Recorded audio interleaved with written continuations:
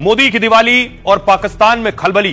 प्रधानमंत्री नरेंद्र मोदी हर साल दिवाली जवानों के साथ मनाते हैं। सुबह सुबह कल सुबह पीएम पहुंच गए गोवा आईएनएस विक्रांत पर। आईएनएस विक्रांत जो कि एयरक्राफ्ट कैरियर है, युद्धपोत है। उसके बाद देखिए प्रधानमंत्री रात वहीं रुके, जवानों के साथ उन्होंने रात्रि भोज डिनर भी किया।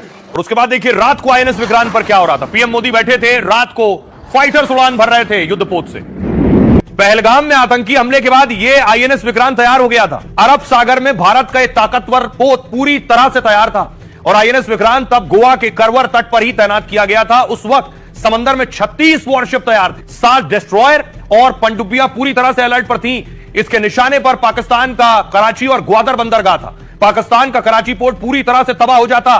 कराची एयरपोर्ट पाकिस्तान की दरअसल लाइफलाइन है, जिंदगी है। पाक का सबसे बड़ा और व्यस्तम हवाई अड्डा भी है।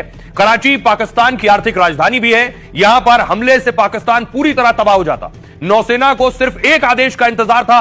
पाकिस्तान इसकी तैनाती भर से टेंशन में था कि आईएनएस विक्रांत कहां है। पाक के पास इसका मुकाबला करने के लिए कोई कैरियर नहीं है। पाक अर्थव्यवस्था के साथ सैन्य रणनीति को गंभीर झटका लग सकता था। आईएनएस विक्रांत एक दरअसल चलता फिरता एयरक्राफ्ट कैरियर है, भारत का सबसे ताकतवर एयरक्राफ्ट कैरियर। इसकी लंबाई देखिए जरा, 262 मीटर और चौड़ाई है 59 मीटर। भारत का गर्व आईएनएस विक्रांत 45,000 टन का है और इस पर 40 लड़ाकू विमान ले जाया जा सकता है। आपको बताऊं, हवा में एक झुंड की तरह हमला कर सकता है। जब 40 फाइटर इसके ऊपर है, सोचिए इससे 40 फाइटर एक साथ उड़ान भरेंगे तो क्या होगा। 14 मंजिल इमारत जितना आकार का है ये, यानी 14 floor, hospital, swimming pool, modern kitchen से लैस है ये।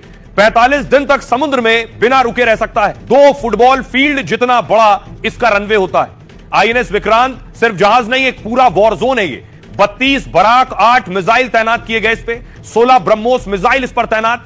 पाक के पास इसके मुकाबले का कोई कैरियर नहीं, कोई युद्धपोत नहीं है। पानी के रास्ते ये भारत की जीत की गारंटी भी है। अब देखिए लखनऊ में भारत की पहली फुल स्केल असेंबली यूनिट तैयार हो रही है ब्रह्मोस की, जहां घातक ब्रह्मोस मिसाइल की असेंबलिंग की जाती है। इसमें सालाना 80 से 100 मिसाइलों का उत्पादन होगा, जिसे आगे बढ़ाकर 150 मिसाइल करने का प्लान है, जिससे भारत की जरूरत पूरी करने के साथ निर्यात भी होगा। ब्रह्मोस भारत की एक स्वदेशी और घातक मिसाइल भी है। ब्रह्मोस मिसाइल की रेंज है 290 से 400 किलोमीटर के बीच।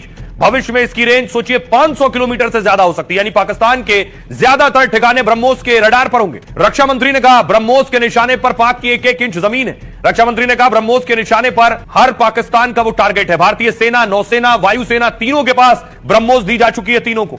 ऑपरेशन सिंदूर में ब्रह्मोस मिसाइल ने निर्णायक भूमिका निभाई। दावा है कि भारत ने सुखोई 30 MK-1 विमान से ब्रह्मोस दागी थी, जिसने पाक में 300 किलोमीटर घुसकर आतंकी अड्डे तबाह कर दिए थे। सटीक हमले और रेंज के चलते ब्रह्मोस की दुनिया में डिमांड है। सोचिए फिलीपींस से 3000 करोड़ से ज्यादा की ब्रह्मोस की डील हुई है। ब्रह्मोस मिसाइल की पहली खेप भारत फिलीपींस को सौंप भी चुका है। वियतनाम भी भारत से ब्रह्मोस मिसाइल खरीदना चाहता है। भारत ब्रह्मोस, आकाश तेजस, ड्रोन जैसे हथियार निर्यात करता है।